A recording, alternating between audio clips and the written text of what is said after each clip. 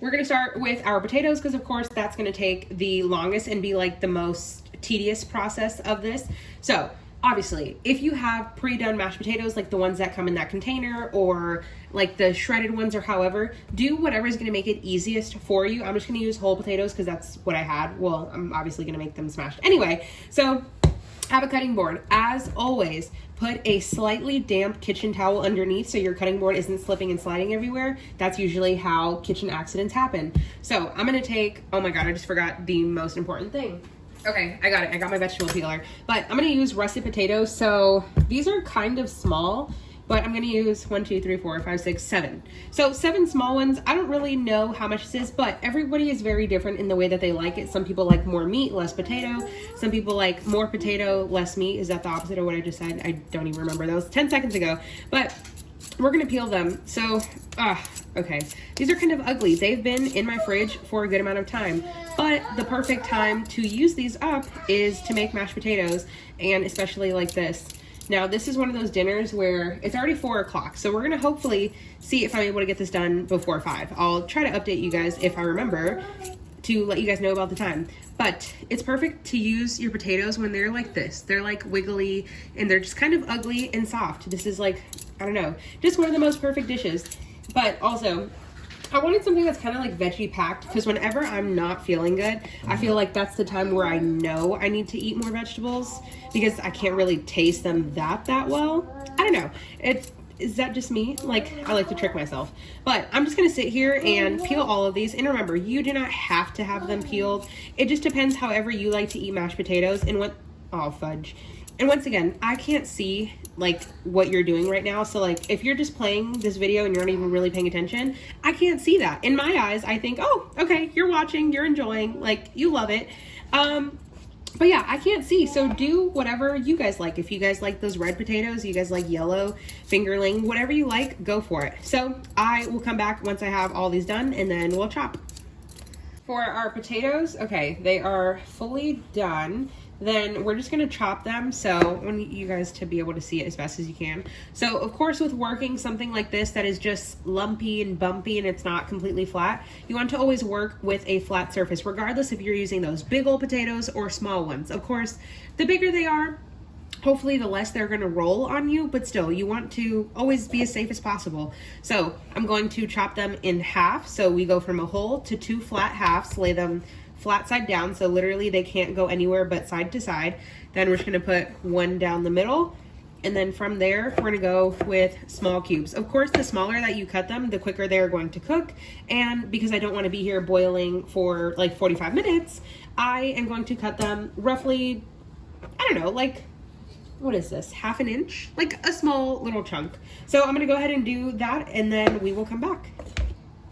I filled our pot with a good amount of water. Now, of course, I always say you have to season your starch. Now, what do I mean by that? You want to add as much flavor as you can by, of course, salt to your potatoes because as they are cooking, they are going to absorb all of that water or broth. Some people like to Some people like to cook their potatoes in broth. Now, if I had a bunch of broth in my freezer, I absolutely would.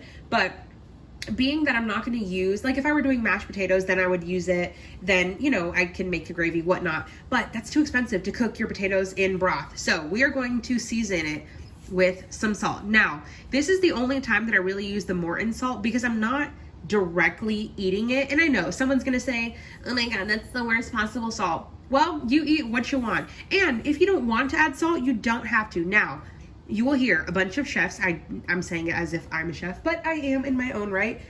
You want this to taste as salty as the sea.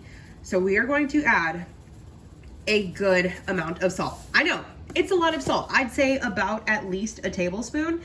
And remember, this is a lot of potatoes, but also this is going to impart flavor and we are not drinking this water. So without a lid, keyword, it will boil over and you will have a giant mess to clean up. We're going to put this on the stove, let it boil. I'm going to say about 15-20 minutes. I'm going to check for tenderness and then I will show you guys what we're going to add to our potatoes, but we're going to let those go and then we can finally start working on the meat so that then everything can hopefully be done around the same time. In our pan for our beef, I'm gonna add a bit of olive oil. This is a nonstick pan. I think the first time I made it, or maybe the second time on my channel, or both times, who knows, I used my cast iron skillet. This is going to be a dish that's gonna go in the oven just to get the top nice and crispy, if you choose so.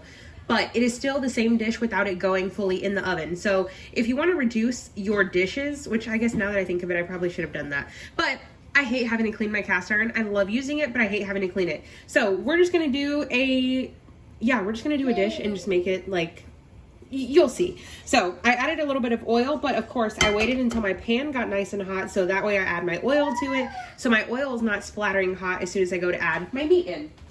Speaking of the meat, we're gonna use, of course, ground beef.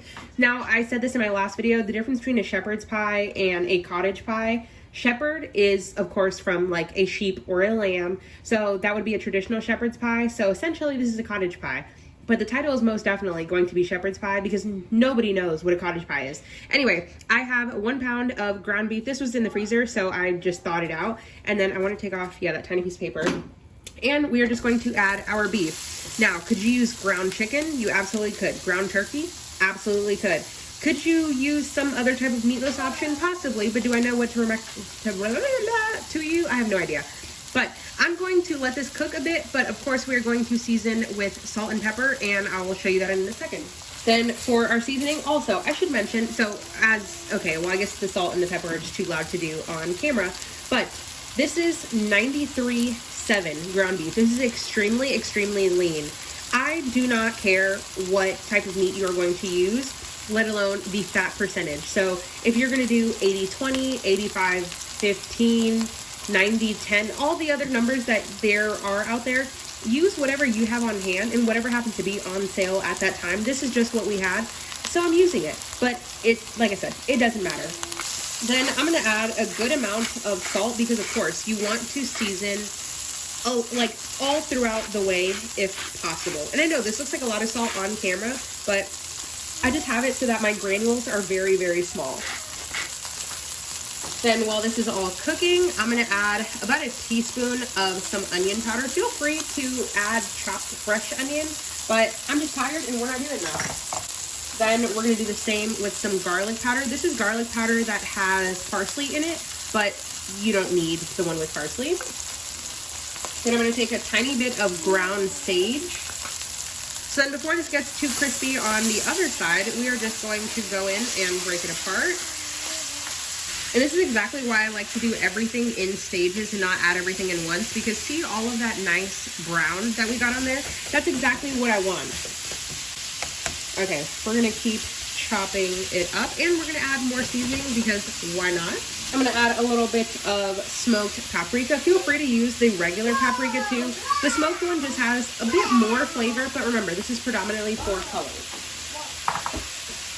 Somebody tell me the difference between predominantly and primarily is, I don't know. Someone's gonna have to let me know that. And then what I'm gonna do is I'm gonna take a little, no I'm not gonna add that. Then I'm gonna add a bit of, I gotta open this up. A little bit of oregano. I really should have grabbed the fresh one from my garden, but it's just way too hot outside. Then I'm gonna take about a 1/4 teaspoon of some parsley. You guys know how I love my seasonings. Then we're just going to stir everything up. And if you do not get everything 100% cooked, don't worry, because once again, of course, this is going to cook in the oven. So you're aiming for at least 75% of the way. And being that this doesn't have as much fat, you don't want to overcook it because, well, then you're just gonna have very overcooked and very dried beef. But then also, the good part about it not having as much fat is you're not gonna end up with like a soupy, greasy mess. I don't know. Okay, then I don't know why I'm saying I don't know. I do know, but okay. All right, we're looking pretty good. Now I'm gonna turn the flame off just so I can grab a couple other ingredients and then we'll come back. To this, we are going to add 2 tablespoons of some tomato paste. There's 1, and there's 2. We're gonna scrape that off. Now that I have that in there, I'm going to smash it down as I always do, because you want to cook your tomato paste because it's been either in a can, a jar, a tube, a something for God knows how long. So you just want to make sure you kind of warm everything up so that you can kind of smell the tomato paste, if that makes any sense. working over, well, I'm working over a high heat now because I just want to get this done because our potatoes are almost done. And as I looked at the clock, I just realized I forgot to turn on a timer. So I'm going to check on that. But while we are there, I'm going to turn our oven to, let's go with 400 while it preheats. Okay, now I'm getting a sizzle from the pan. So while all of this is cooking out, I'm going to add, I guess I should show you guys the bottle. That would be very helpful. Half of a cup of some wine. If you guys know Winking Owl, this is an Aldi brand. This is some cheap ass wine. When you are cooking, for this recipe, I'm only going to use half of a cup. Whether it's, I'm not even going to try to pronounce that, Cabernet Sauvignon, yeah, it doesn't matter. I definitely recommend red for this recipe, but if you have white and that's all that you have on hand, do not go out and buy a bottle of red for this. And also, use something cheap. I do not recommend getting something expensive because it's just going to cook out. You're not going to taste it. You just kind of want that flavor. I know, it sounds weird. And I will say, when I first turned 21, I say first turned as if like I'm still 21, but when I turned 21, I was like, oh my gosh, I want to go to Aldi, I want to buy all their wines. Yeah, that red wine is not for me. It just tastes terrible. And it's good in food, but that wine to drink, absolutely not. That will turn you off, I feel like, of wine. But I added half of a cup of that. And if you are just not wanting to use alcohol, go for chicken broth. It is going to be, when I say the same thing, I mean it's going to be the same in the recipe. You're not going to be missing out. And if you don't have any chicken broth or chicken stock, just use a little bit of bouillon and water and call it a day. Okay, this is looking pretty good. Now, what else do you have to add in shepherd's pie? Your vegetables. For our vegetables, I have a 12-ounce bag. Now, typically it would be carrots and peas. This is carrots and peas with the addition of green beans and corn. This is all I had on hand, and I'm not gonna force myself to go to the store for literally just one thing. This is going to be the same, and you get more vegetables, and I love that pop of corn in there. So, yes, this is a steamable bag, but we're just gonna add the whole thing in there. I'm gonna try, I gotta bang it on the counter. Okay, we broke up our frozen vegetables. I'm just gonna add all of this in here. And of course, the steam is going to add a bit more moisture and a bit more liquid in here because, of course, like I said, the alcohol in the wine is going to evaporate. So all you're left with is that flavor. So we're just gonna mix everything around. And if you were to just mix it at this point and just put it straight in the oven, it's going to bake for at least 10 to 12 minutes.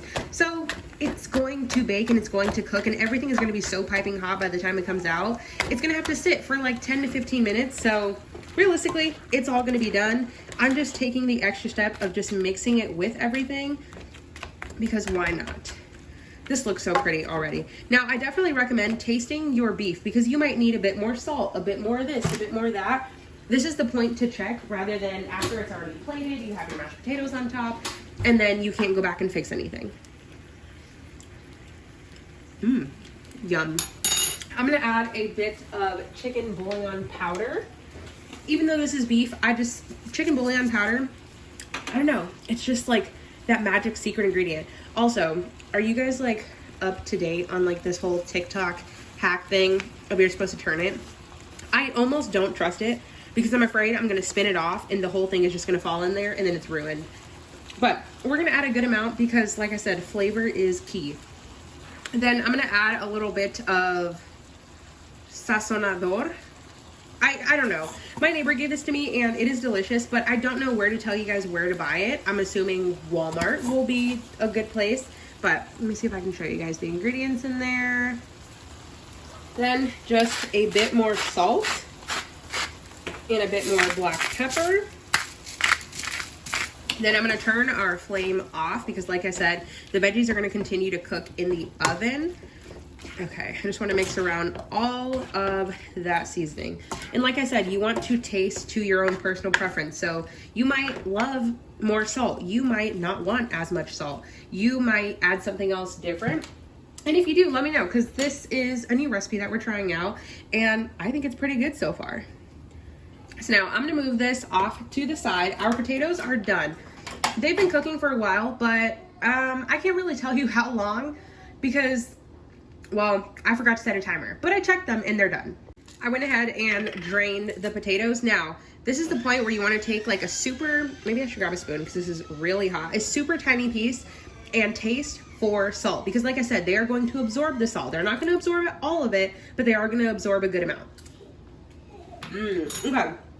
That's like basically perfectly salted. I don't think I'm going to have to add any more. We'll see after we add everything else. I'm going to add in some black pepper. I love a lot of black pepper in my potatoes. Then to that, my grandma's secret, a bit of mayonnaise. Do not come for me with it. We're gonna do about 2 tablespoons. Trust me, it just worked. Then I'm gonna add about a 1/4 cup of some, what is this, heavy cream. And you definitely could use milk. I just want a bit more richness with my potatoes. Then we're gonna add 2 tablespoons of butter, about a 1/4 teaspoon of some garlic powder. Can I even get that out? Is that gonna be really hot?